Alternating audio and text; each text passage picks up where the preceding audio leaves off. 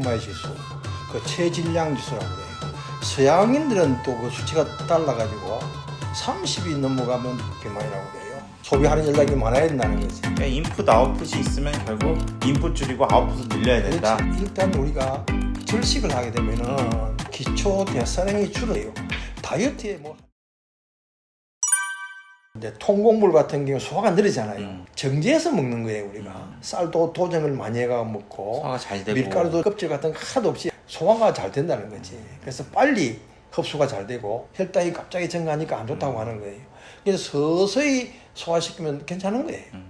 과거에 옛날에는 아마 밥을 안 해 먹었을 거예요. 원시 시대에는 쌀을 그냥 먹었을 거예요. 근데 생식을 하면 소화가 안 되는 거예요. 소화 효소가 접근을 못 해가지고 포도당이 잘 나오지 않아. 소화가 잘 된다고 하는 소화 효소가 작용을 잘 한다는 거예요. 네. 그러니까 생전부는 구조가 아주 딱딱해가지고 소화 효소가 접근을 못 해. 그걸 풀어주기 위해서 열을 가는 거예요. 그게 이제 호화라고 하는 거예요. 밥을 하면은 소화가 되잖아요. 네. 소화가 잘 되는데 이걸 다시 소화가 안 되도록 만드는 거예요. 밥을 했다가 차게 해두면은 호화됐던 게 제자리로 돌아와. 노화라고 그래요. 노화. 호화의 반대말은 노화예요. 원래 상태로 완전히 돌아오진 않아. 원래 상태로 비슷하게 돌아와가지고 구조가 모여가지고 소화 효소가 접근을 잘 못하는 거예요. 그걸 노화라 그래. 그 다이어트 방법 중에 밥을 냉장고에 넣어두는 거예요. 금방 렌즈에 돌려 먹어라. 그러면은 소화가 잘 안 돼서 다이어트가 된다고 하는 이론을 펴는 그 TV에 나와서 그런 이야기를 하는 사람도 있어요. 일리가 있네요. 예, 노화 현상은 그 일리가 있어요. 빵을 냉장고에 넣어뒀다가 그냥 먹거나 하면은 뭐 분명히 소화율은 떨어질 거예요, 조금. 근데 요새는 더 이제 치해가 늘어가지고 저항성 전분이라는 게 저항성 전분. 소화에 저항을 나타내는 전분. 소화가 잘 안 되게 변형을 시킨 거예요. 그걸 이제 저항성 전분이라고 그래요. 그리고 이제 요새는 이제 소화가 잘 안 되는 농산물도 나와요. 곡물도.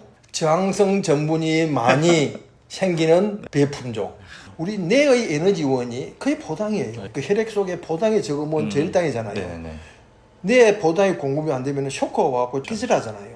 그 정도로 포당이 중요한 건데 먹어줘야 되는데 이제 많이 먹지 말라고 하는 거지.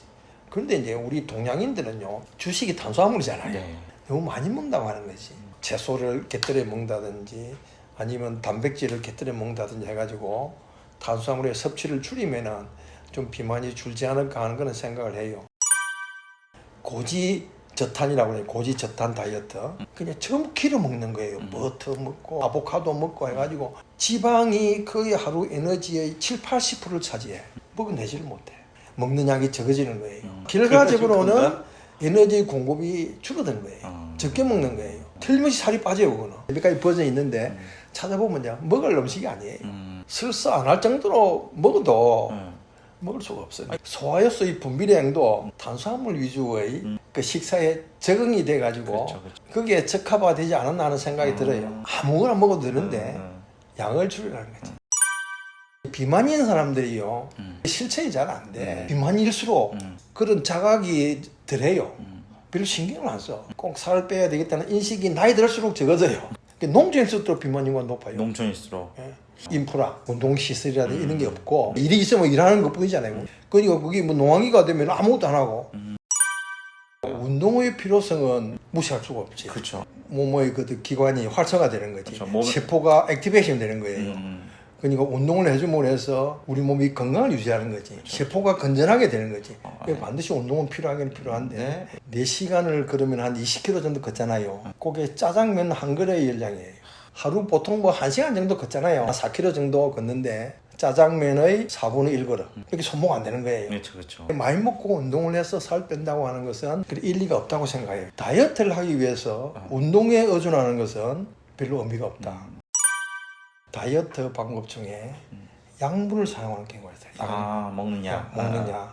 약은 저도 한번 먹어본 적 있어요. 부작용이 없다고 이야기를 해요. 그래도 허가도 나고 하는데 약물을 먹어가지고 다이어트를 한다고 하는 것은 어떤 리듬을 깬 게 아닌가. 뭐 대사건, 식욕이건 간에 기능 어떤 억제잖아요. 그렇죠. 좋다고 보지 않아요, 나는. 뭐 당장 부작용이 없더라도 장기적으로 봐서는 부작용이 있을 가능성이 있지 않나.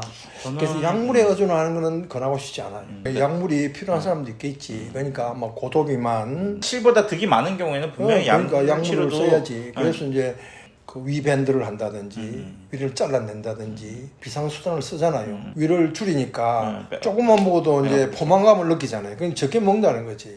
그 효과는 있지. 저는 보지는 못해서 모르겠어요. 근데 위에 풍선 넣는 수술도 있고 제가 그쪽으로 전문적으로 하는 건 아니기 때문에 뭐 한번 기회가 되면 그쪽 분들도 한 끼에 한 숟가락만 덜 먹어도 돼. 한 숟가락만 덜 먹어도 장기적으로는 1년에 몇 킬로 빼는 건 문제가 없어요. 그러니까 한 달에 10킬로 빼고 5킬로 빼는 게 목적을 하니까 문제가 되는 거예요. 1년에 5킬로 뺀다고 생각하면 그건 문제가 없어. 누구나 뺄 수가 있어요. 편식을 하지 말. 한 가지 음식을 많이 먹지 말고 골고루 먹어라. 편식을 하지 말고. 에너지의 밸런스가 좋아지는 거예요.